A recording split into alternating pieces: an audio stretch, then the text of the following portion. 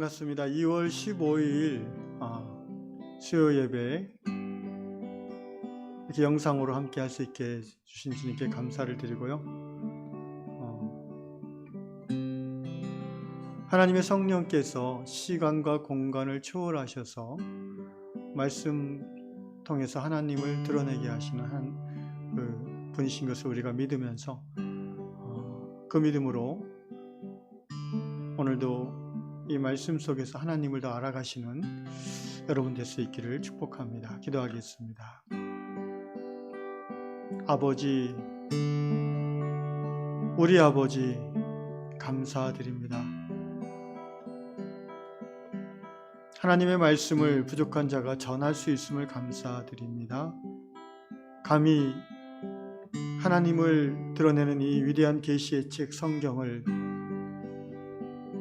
풀어 설명할 수 있는 그런 시간과 또 이 말씀을 듣는 사람들을 붙여주시니 감사합니다. 주님, 제가 하나님을 잘 모릅니다. 제가 성경을 잘 많이 모릅니다. 성령님께서 저희 준비한 것 이상으로 말씀을 전할 때에 깨닫게 해주시고 또 우리 듣는 분들이 전하는 자 이상으로 말씀 속에서 하나님을 발견하고 알아가도록 역사하여 주시옵소서. 먼저 우리의 마음을 모아 보좌에 계신 하나님께 찬양하며 그 은혜 가운데 먼저 들어가고자 합니다. 성령이여 이끌어 주시옵소서. 예수 그리스도의 이름으로 기도드리옵나이다. 아멘. 찬송가 208장 내 주의 나라와 주 계신 성전과 함께 찬양하겠습니다. 내 주의 나라와 주 계신 성전과 피 흘려 사신 교회를 늘 사랑합니다. 내 주의 교회는 천성과 같아서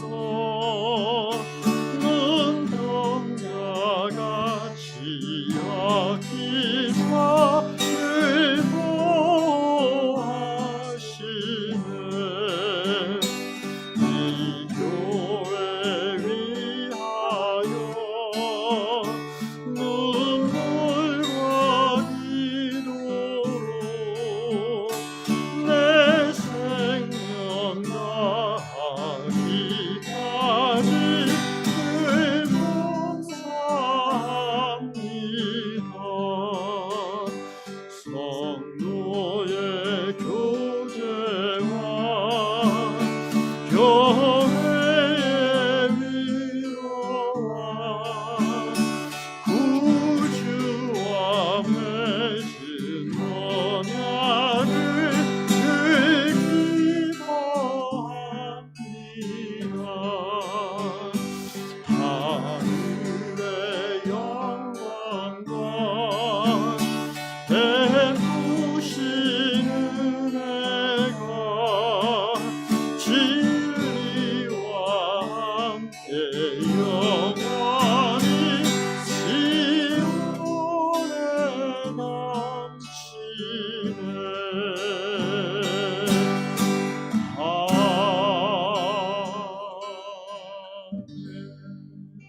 은혜와 진리와 함께 영원히 하나님의 영광이 시온에 넘치네. 시온은 교회를 오늘날 교회를 상징하는 말이고요. 또 내주의 교회는 2절 천성과 같아서 천성, 좀 막연하게 들리게 모르겠지만 하나님 나라입니다. 계시록에 나와 있는 그런 모습을 천성이라고 표현했는데요. 천성, 예루살렘, 시온, 하나님 나라, 하늘나라 다 이 땅 위에서의 교회가 상징하고 드러내는 모습, 것들이지요.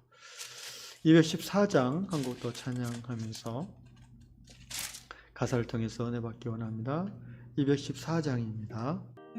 나 주의 돈 받고자 주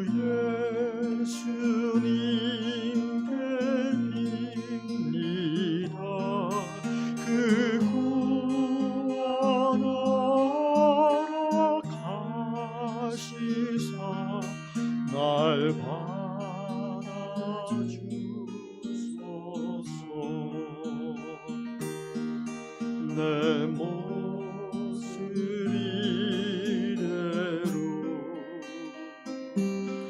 주 받아주소서.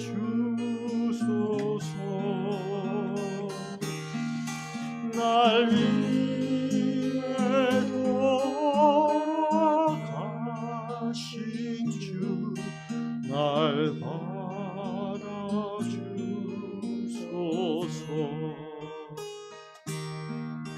큰 죄에 빠져 영죽을 날 위해 피 흘렸으니 주 형상대로 빚으사 날 받아주소서.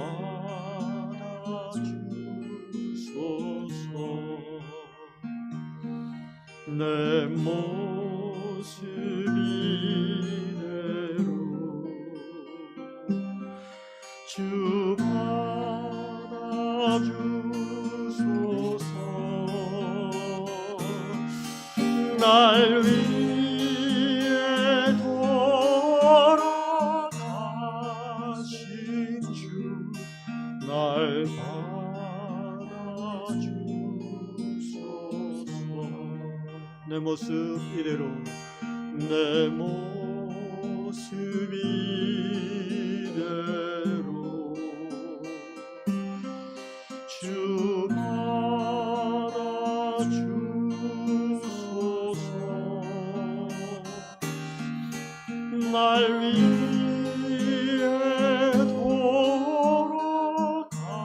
돌아가신 주 날 받아주소서.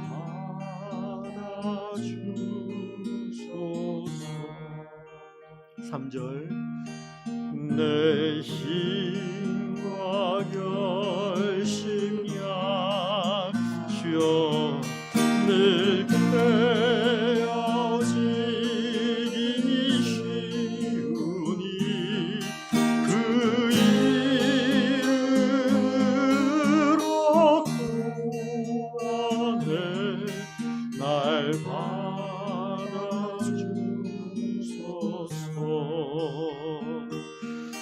내 모습 이대로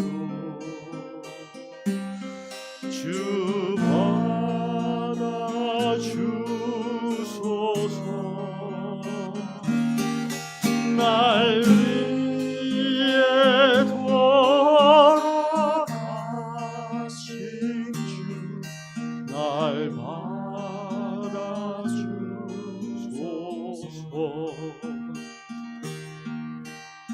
내 주님 서신 발 앞에 나 엎드렸으니 그 크신 역사 이루게 날 받아주소서.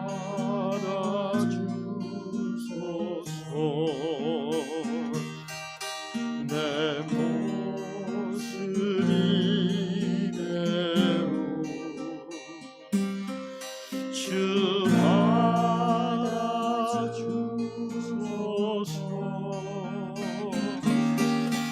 날 위해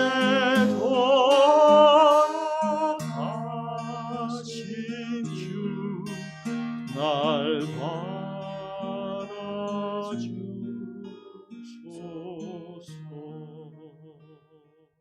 아버지, 이 시간 아버지의 손에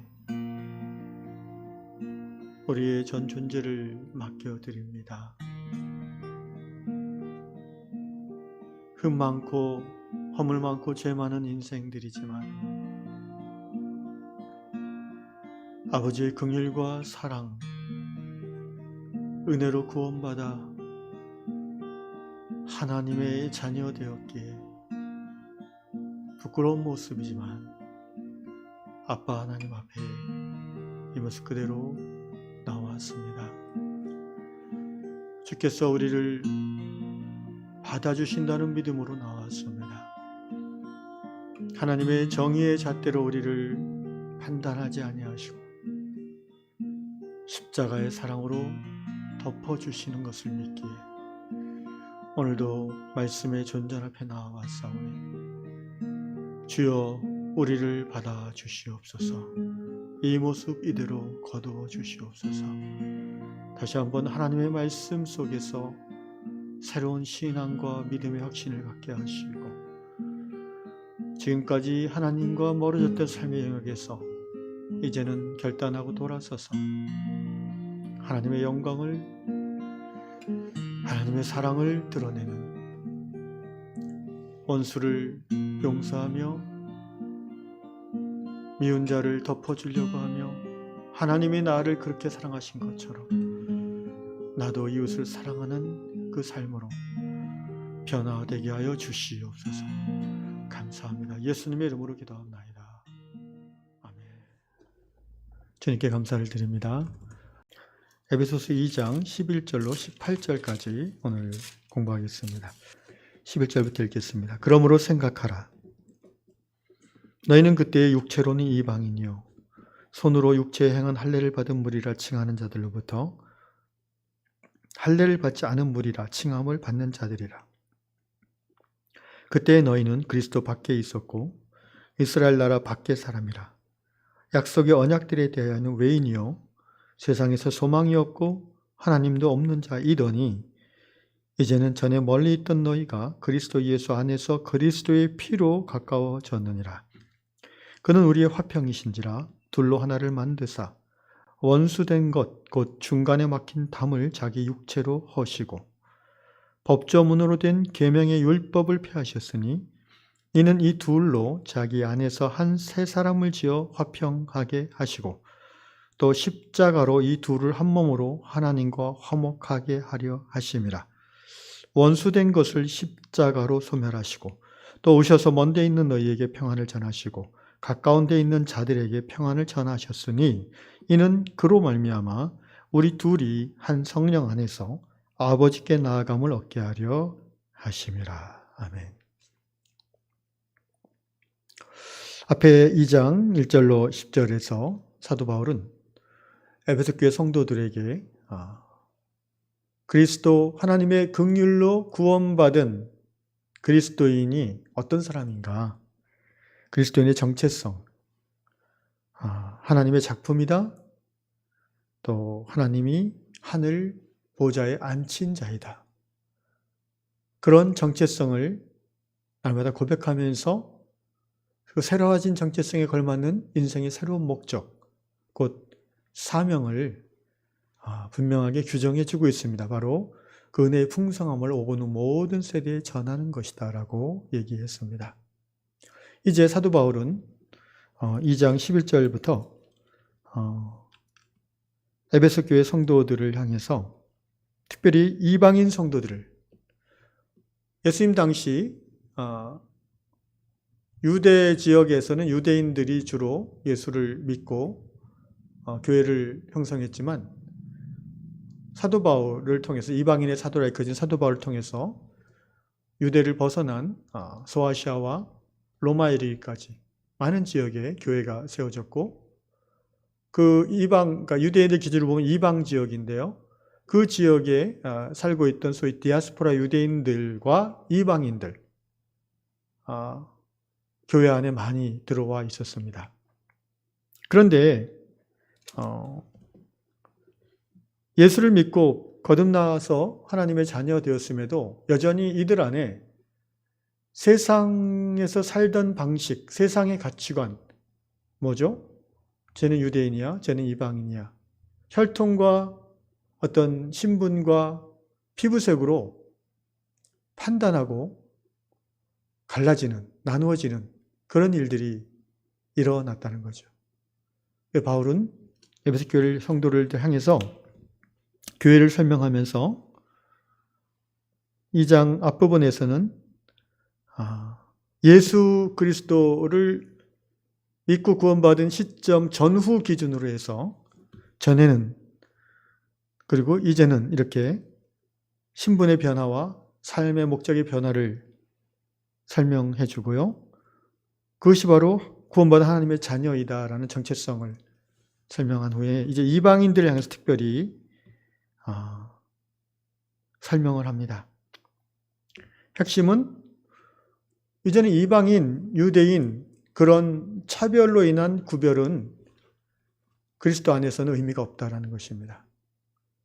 그리스도 안에서 그리스도로 말미암아 서로 화목하고 하나 된 것이 그리스도의 교회다라고 말하고 있습니다. 구체적으로 11절부터 보겠습니다. 자, 11절을 보시면 그러므로 뭐하라? 생각하라. 이 원어의 의미는 기억하라라는 뜻입니다. 기억하라.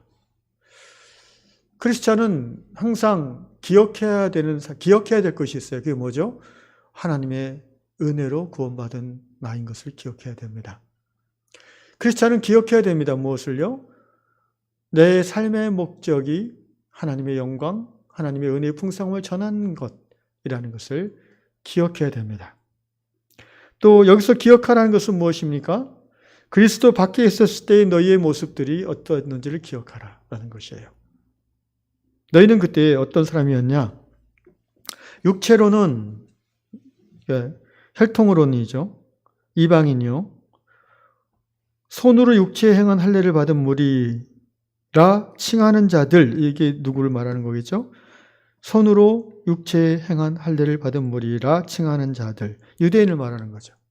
할례가 뭔지 여러분 아실 겁니다. circumcision, 유대인 남자들이 생후 8일째에 생식기 표피를 잘라내는 거죠. 그 부분을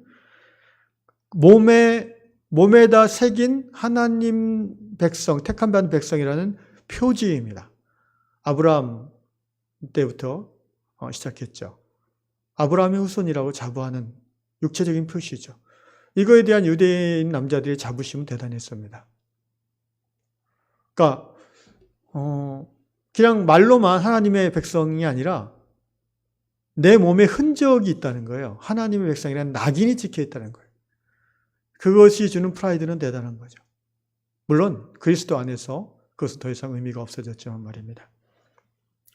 유대인들이 자신들이 하나님의 백성이라고 확신하는 세 가지 근거가 있어요. 첫째가 지금 얘기하는 할례고요. 두 번째가 뭐겠죠? 예루살렘 성전입니다. 하나님의 현존이 머무는 성전. 또 하나가 뭐죠? 율법입니다. 구약 성경, 특별히 토라, 모세오경이죠. 창세기, 출애굽기, 레위기, 민수기, 신명기입니다. 이것이 하나님이 자기 조상들에게 직접 주신 말씀으로 믿고 그 말씀대로 살아가는 것, 택함받은 이스라엘 백성의 특권이라고 여겼습니다. 그렇게 특권의식, 소위 선민의식에 가득 찬 유대인들이 볼 때에 유대인 아닌 모든 사람들은 더러운 자고 하나님 없는 자고 지옥 가운데 있는 자고 죄 가운데 있는 자들인 거예요. 자기들만 깨끗하고 거룩하고 택함받고 구원받은 사람들이에요. 이게 얼마나 엄청난 독선인지 모릅니다. 사도 바울은 그런 그 시대의 문화와 분위기 속에서 교회 안에도 여전히 유대인 크리스찬과 이방인 크리스찬들 사이에 갈등이 있는 것을 알고 있고 그 부분에 대해서 화목할 것을 명하면서 이렇게 설명을 시작하는 것입니다. 너희는 그때 육체로는 이방인이요 손으로 육체에 행한 할례를 받은 무리 유대인들이 너희를 칭할 때에 할례 받지 않은 놈들 이렇게 칭했다는 거예요. 저 할례 받지 않은 더러운 놈들 이렇게 칭했다는 거예요. 이미 이런 표현 속에 상대방에 대한 판단, 무시, 경멸, 비방, 정죄가 다 들어가 있어요. 12절도 그때에, 이 그때란 표현 나오죠. 13절에 이제는 과거와 현재를 대비하는 그런 시간을 표현하는 말이죠. 그때에 12절에 너희는 그리스도 밖에 있었고 이스라엘 나라 밖의 사람이라. 에베소 교회에 있는 이방인 크리스찬들을 말하는 거예요. 그러니까 예수 믿기 전에 너희는 그리스도 밖에 있었고 이스라엘 나라 밖의 사람이라. 약속의 언약들, 구약 성경을 말하는 거예요. 구원의 언약이죠. 이스라엘을 향한. 그거에 대해서 너희가 상관없는 외인이었다. 세상에서 소망이 없고 하나님도 없는 자다. 너희가 과거에 그랬다. 기억하라. 그러니까 현재 너희의 구원받음이 그리스도 안에 있음이 영적 이스라엘 백성으로 택함 받음이 얼마나 감격스럽고 고귀한 거냐. 그거 기억해라. 그러니까 유대인들이 그렇게 예수 믿은 후에도 여전히 그런 판단하고 뻐기고 선민의식이 가끔 드러나는 것에 대해서 너무 그렇게 너희가 예민하게 하지 말라는 거예요. 현실 속에서 너희가 그렇게 살아오지 않았냐. 너희는 원래 그런 사람이었다는 거예요. 여기서 세상에서 소망이 없고 하나님도 없는 자, 소망이 없고 하나님도 없다. 여러분, 하나님 없는 사람들이라고 소망이 없겠습니까? 소망이 있잖아요, 그 사람들도. 결혼해서 자식 잘 낳아서 부자 될 소망도 있고, 가문이 잘 되고, 부유해지고, 높은 자리에 올라가고, 이런 다 소망이 있고, 그런 소망 따라 사는 거 아니에요? 근데 왜 소망이 없다고 했을까요, 사도 바울은? 왜 그리스도 밖에 있었을 때 너희는 소망이 없는 자였다고 할까요? 하나님 없는 자란 말은 이해가 가는데 왜 소망이 없는 자라고 표현했을까요? 예, 그것은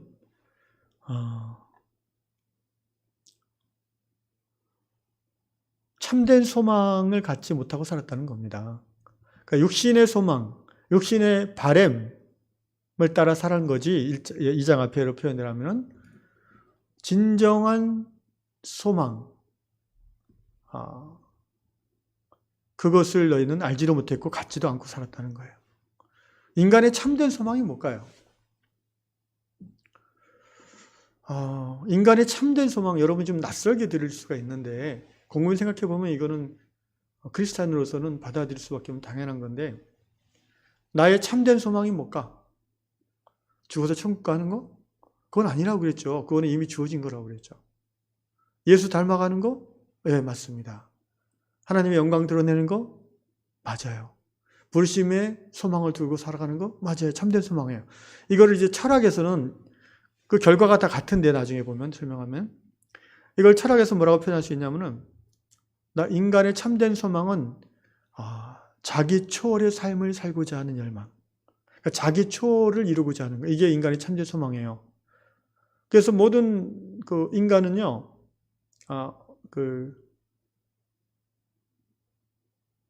꼭 종교인이 아니더라도 훌륭해지고 싶어요. 그리고 성숙해지고 싶어요. 물론 그 동기가 칭찬받고 인정받고자 하는 것이 있는 경우가 많지만, 어쨌든 종교가 있건 없건 간에, 하나님이 있건 없건 간에, 사람은 어느 순간 자기를 이렇게 그러니까 자기를 돌아볼 수 있는 그런 존재잖아요, 인간은. 동물하고 다른 점이 그런 점 아니겠어요? 성찰이라고 하죠, 성찰, 자아 성찰. 내가 그것밖에 안 됐나? 이런 거 있잖아요. 내가 왜 그랬지, 바보같이. 결국 인간으로서 욕망을 따라 살아가는 이 죄악된 본성을 그렇게 살아가면서도 항상 후회하는 게 인간이에요. 그게 하나님 형상의 잔재라고 저는 생각해요. 자기를 돌아볼 수 있는 능력이죠. 철학에서 말하는 자기 초월이란 거는 바로 그거예요. 자기 욕망을 뛰어넘는 어떤 이타적인 삶을 살고자 하는 거예요. 예를 들면 인도 캘카타의 그 테레사 수녀님이 유명하죠. 마더 테레사라고, 돌아가신 지 오래됐지만 테레사 수녀님의 책을 보면 이런 얘기가 나옵니다. 어느 날 수녀님이 그 난민촌 같은데 거기 그 사람들이 먹을 게 없어 며칠 굶고 있다는 거예요. 그래서 수녀님이 이제 다른 수녀들과 함께 식사를 많이 준비해가지고 차에 싣고 갔어요. 어느 텐트에 이제 수녀님이 음식을 만드는 걸 갖고 들어갔는데 가족들이 있어요. 그래서 이제 나눠줬죠. 맛있게 먹어요. 근데 그 가족 중에 하나 어린이가 막 먹다가 갑자기 딱 멈추더니 자기 밥그릇 들고 나가요. 그리고는 한 5분 있다가 들어와요. 근데 밥그릇이 비었어요. 너 어디 갔다 온 거니? 그랬더니 밥을 먹다가 자기 친한 친구가 생각이 난 거예요. 옆에 텐트에. 걔는 나보다 더 굶었어요. 그래가지고 몇 숟갈 먹다가 자기도 이제 그것밖에 못 먹는데 사실은 자기 거를 친구에게 갖다 준 거예요. 여러분, 이게 자기 초월이에요. 쉽게 말하면. 어려운 개념이 아니에요. 자기의 그 욕망, 이기심, 자기중심성, 내 밥그릇이 먼저인데 라는 누구나 받아들일 수밖에 없는 현실. 근데 그거를 인간은 가끔 초월할 수 있어요. 그걸 다른 말로 자기를 넘어서는 삶, 자기 확장의 삶이라고 해요. 그래서 모든 종교인들은 크리스찬을 포함해서 사실 이 자기 확장, 자기 초월의 삶을 꿈꿔요. 불교에서는 그 초월을 이뤄간 사람은 이제 깨달은 자, 붓다라고 그러죠. 우리는 그것을 어떻게 표현해요? 예수님 닮아가는 과정, 예수를 닮은 사람 이렇게 표현하잖아요. 예수 제자의 삶을 사는 자, 하나님의 영광을 드러내는 자, 하나님의 뜻을 이루어드리는 자. 근데 같은 말이에요. 여러분, 하나님의 뜻을 이루어드리는 일이 자기 욕망대로 살아가면서 가능하겠어요? 불가능해요. 모든 하나님의 뜻은요, 이타성을 포함하는 거예요. 우리가 하나님의 사랑 가운데 자기 초월의 힘을 우리가 얻을 수 있는 거예요. 그래서 예수를 닮아가는, 예수 따라가는 삶을 살 수 있는 거죠.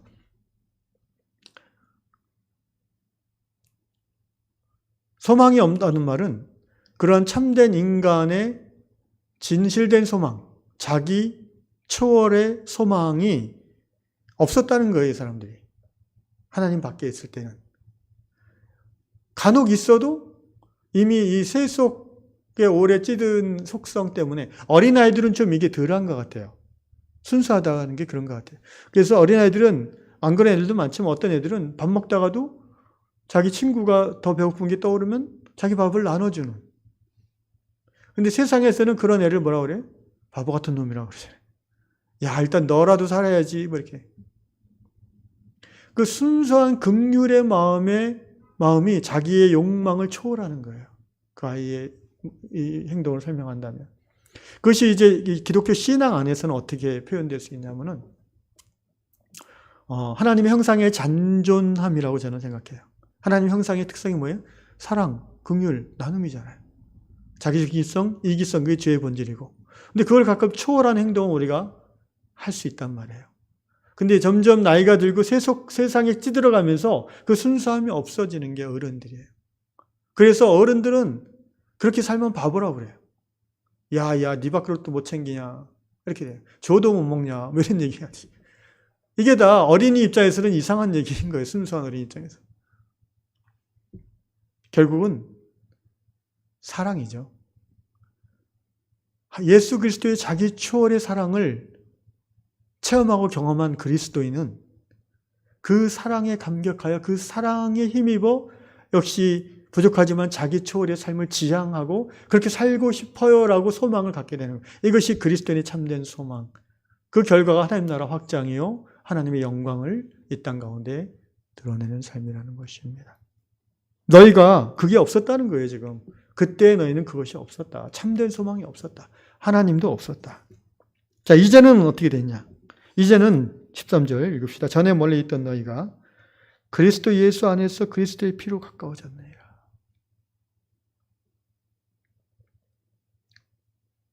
너희가 그리스도 안에 이제 들어왔어요. 그래서 그리스도의 피, 그리스도의 생명이죠. 피는 생명을 의미하는 거예요. 레위기 말씀대로 피에는 생명이 있잖아요. 예수님 십자가에서 피 흘렸다는 것은 예수님 십자가에서 생명을 이루셨다는 거예요. 그리스도의 생명으로 가까워졌느니라.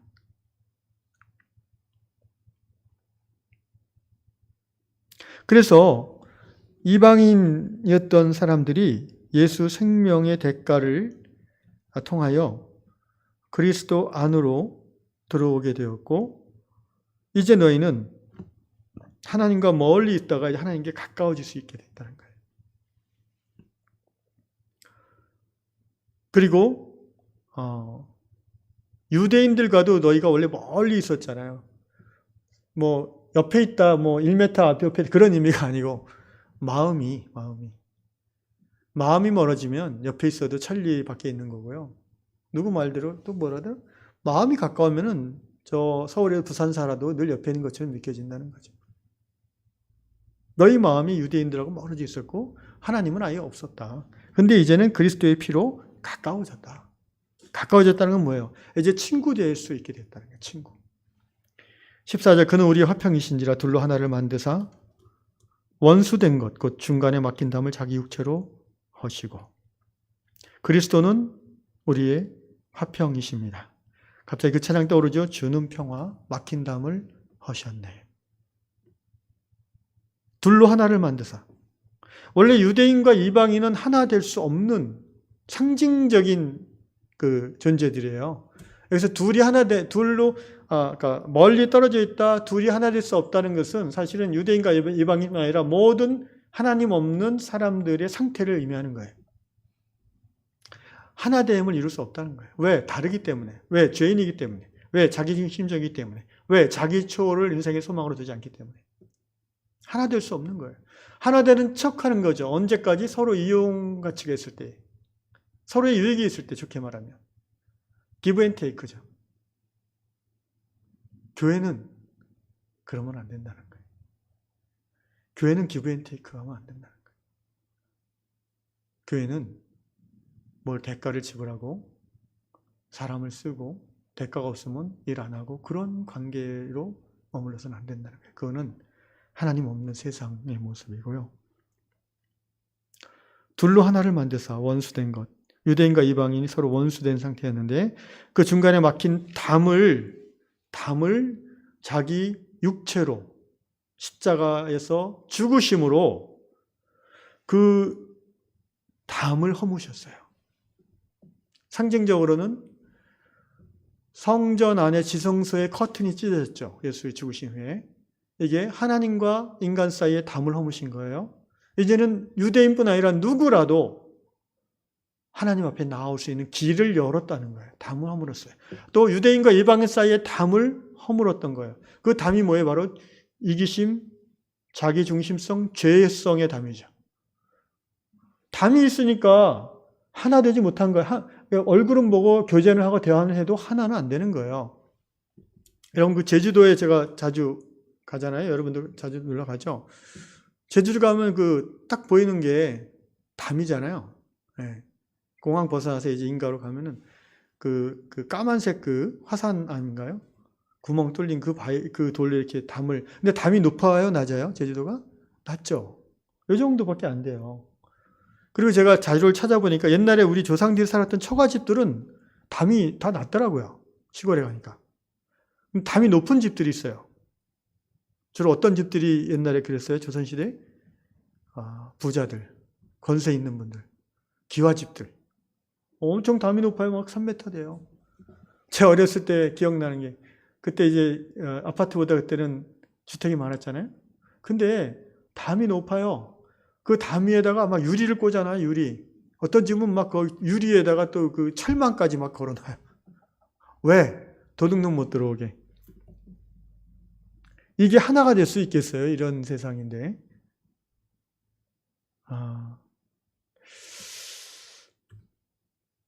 예수님은 담을 허물어 오신 분이에요. 에베소 1장 10절 만물이 그리스도 안에서 하나 되게 하려 하십니다. 하나님 우주적 경륜이라고 그랬잖아요.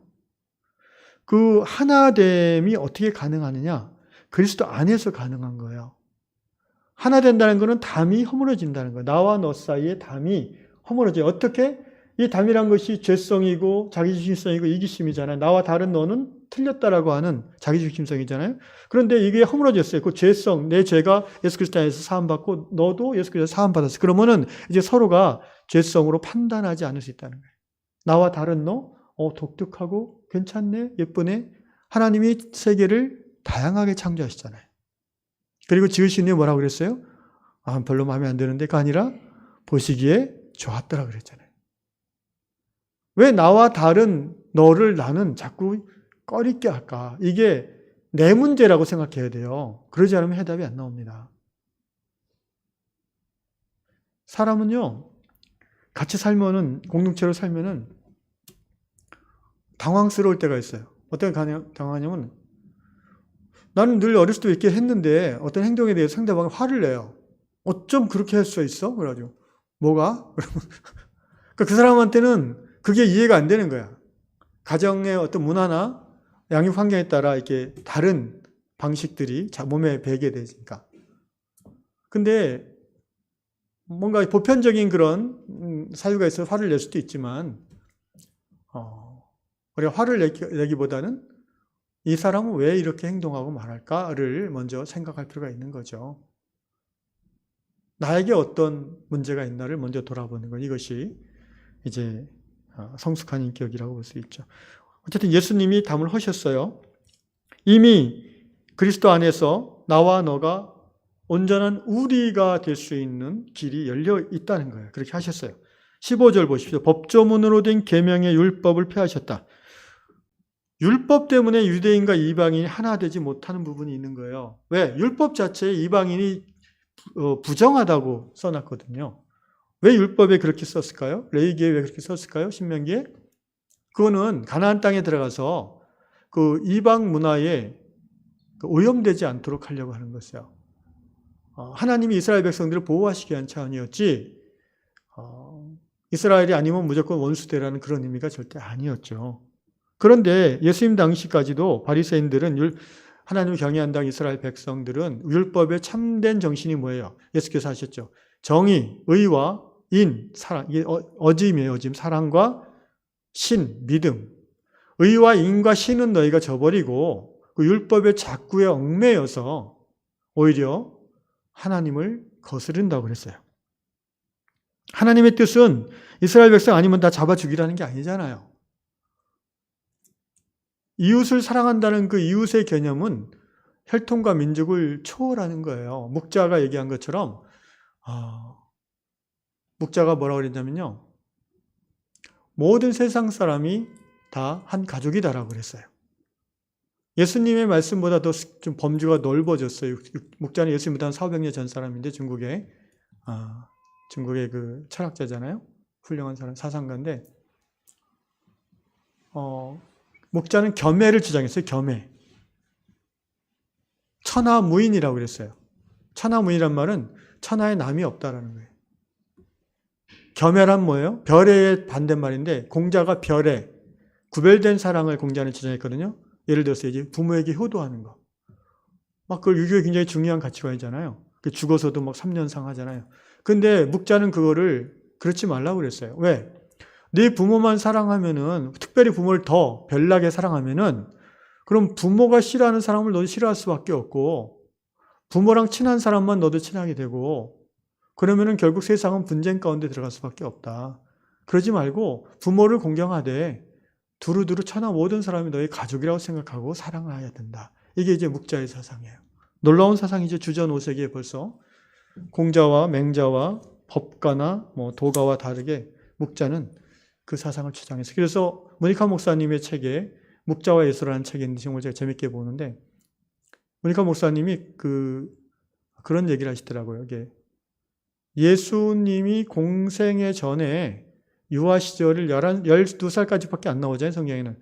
그 한 몇 년, 10몇 년이 이제 없어요, 예수의 생애가. 그러니까 이제 추측을 하는 거죠. 그때 예수가 그 묵가 공동체와 교류하지 않았나? 왜냐하면 예수의 사상과 묵자의 사상이 너무나 판박이야. 마치 쌍둥이 같아.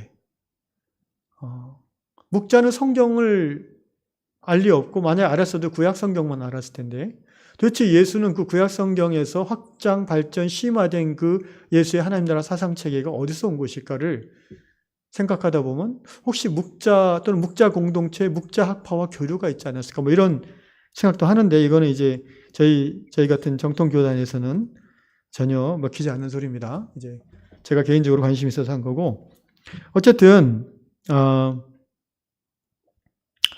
법조문으로 된 계명 율법을 폐하셨다. 율법을 폐하셨다는 것이 구약의 율법을 예수님이 폐했다는 의미가 아니에요. 율법의 잘못된 적용을 폐하신 거예요. 그러니까 율법을 자기중심적으로 해석해서 오히려 불화를 일으켜 나가는 그런 유대인들의 잘못된 마인드를 꾸짖는 거죠. 왜냐하면 지금 말씀드린 것처럼 율법의 본질이 의와 인과 신인데 정의와 인자, 사랑과 믿음인데 오히려 율법을 철저히 지킨다는 사람들이 오히려 자꾸 그 반대로 나가니까 예수께서 그렇게 말씀하신 것입니다. 그래서 교회는 그리스도의 몸이잖아요. 교회는 그리스도의 법, 사랑의 법이 다스리는 곳이어야 돼요. 교회는 율법의 다스림을 받는 곳이 아니에요.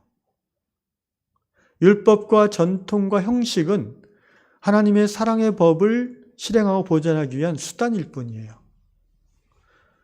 그런데 교회가 자자한 여러 가지 내용들까지 법으로 다 정해가지고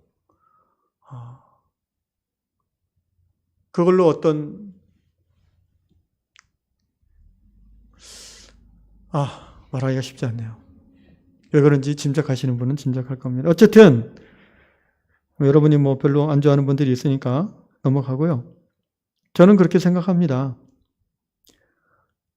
성경으로 충분하고 또 우리가 장로교에 속해 있는 교회라면 장로교의 교회법으로 충분하다라고 생각하고요.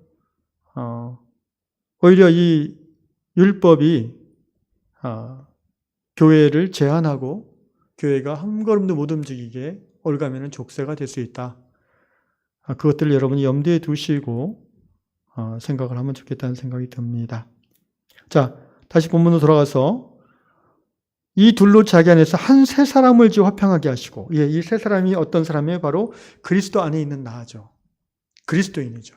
이방인, 유대인, 이방인 예수 믿은 후에도 세상 사람들은 저 사람은 에베소인이야, 이 사람은 유대인이야 얘기하지만 이게 그리스도 안에서 보면 새로운 존재가 된 거예요. 새로운 이준배, 새로운 우리 사람들이 된 거예요. 그 세 사람, 새로운 정체성을 가진 사람, 새로운 인생의 목적을 갖게 된 사람, 새로운 영적 신분을 획득한 사람이 된 거예요. 그래서 혈통과 전통과 피부색과 언어와 이런 걸로 서로 원수될 수밖에 없었던 나와 너가 이제는 내가 새로워지고 네가 새로운 존재가 되었기 때문에 하나가 될 수 있다고 하는 거예요. 한 몸으로 하나님과 화목하게 하려 하심이라. 한 몸으로. 바로 교회 그리스도의 몸의 지체가 되어서 유기체적인 하나의 존재로 예수 믿은 후에는 살아갈 수 있게 됐다는 거예요. 이게 다른 말로 하면 이제 거듭난 후에 그리스도인은 개인으로 사는 자가 아니라 신앙 공동체로 살아가는 자라고 말씀을 드렸죠.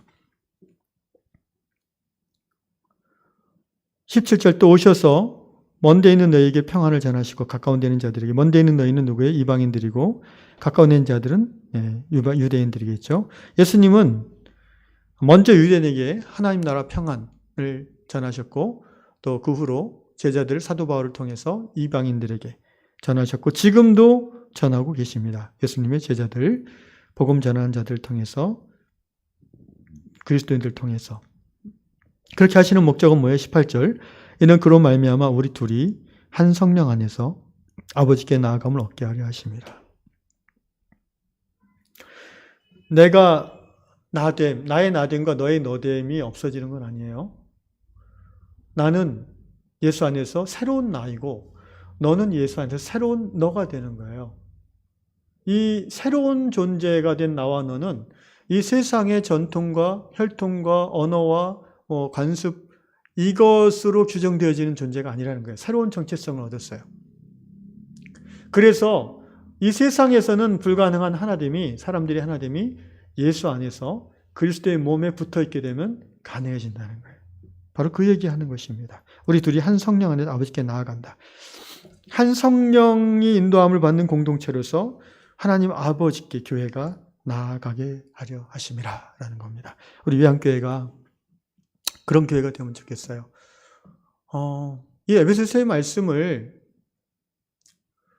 우리 교회 좀 남자분들이 들어야 되는데 수요일 날 예배 보면은 다 이렇게 권사님들만 나오시고, 근데 교회의 중요한 의사결정은 또 남자분들이 주로 다 하시고, 그러니까 이제 이 말씀을 전하는 입장에서는 굉장히 좀 비효율적이 아닌가라는 느낌도 듭니다.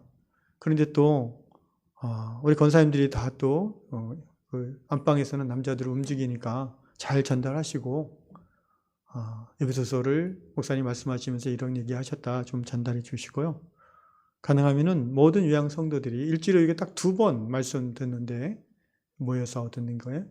수요일하고 주일은 다 한번 같이 모여서 한번 말씀을 듣는 그런 교회가 된다면 우리 위안교회가 성령 안에서 함께 하나님 아버지께 나아갈 수 있는 교회가 되지 않을까, 그런 소망을 갖게 됩니다. 기도하겠습니다. 아버지 하나님 감사합니다.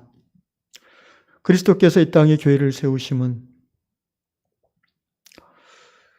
원수된 자들을 서로 그리스도 안에서 하나 되게 하려 하심이며, 서로 다름으로 나누어지고 갈라지고 있는 세상 사람들이지만 그리스도 안에서 새로운 존재로 만드셔서 당신의 육체로 그 담을 허무시사, 죄의 담을 허무시사 하나님과 하나 되게 하시고 또 그리스도의 몸 안에서 하나 되게 하려 하신 것을 믿습니다. 주님, 복음이 온 세상 끝까지 전해지고 복음이 모든 나라, 민족, 그 모든 나라의 정치, 경제, 사회, 문화, 영역 가운데 편만하게 자리 잡을 때에 이 하나님 안에서, 그리스도 안에서 하나됨이 온 천하 만국, 세상 만국에 주님 확장되고 심화될 그날을 꿈꿉니다.